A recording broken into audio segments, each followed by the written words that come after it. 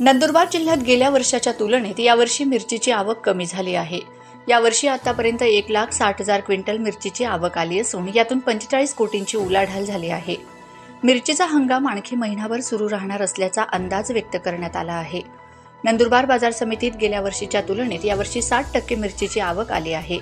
नंदुरबार जिल्ह्यात झालेल्या सरासरीपेक्षा अधिक पाऊस आणि खराब हवामानामुळे मिरची पिकाला मोठा फटका बसलाय.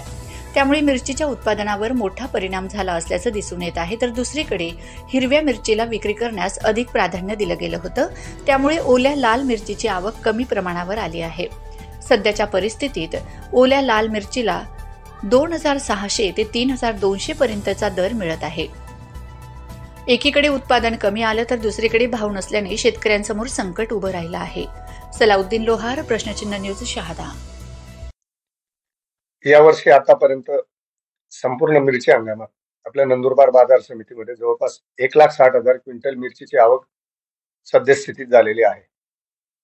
ही आवक मागील वर्षी जवळपास 3,35,000 क्विंटल संपूर्ण हंगामात होती. म्हणजे आतापर्यंत जवळपास 60% आवक बाजार समितीमध्ये झालेली असून जवळपास 25 कोटीची उलाढाल या मिरची खरेदी विक्रीमधून झालेली आहे.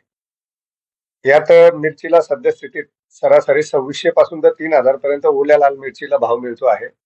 तसेच दररोज साधारण 200 ते 250 वाहनांमधून मिरची विक्रीला येत आहे.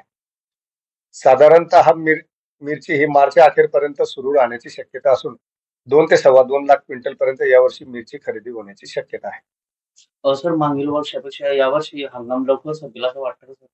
निश्चित मागील वर्षाच्या तुलनेत यावर्षी सुरुवातीला 1 ते 1.5 महिना मिरची जरी उशिरा सुरू झालेली असली तरी अवकाळी पावसामुळे जवळपास 50% क्षेत्र हे मिरचीचं नुकसान झाल्यामुळे यावर्षी मार्च अखेरपर्यंत फार फार तर मिरची सुरू राहण्याची शक्यता आहे.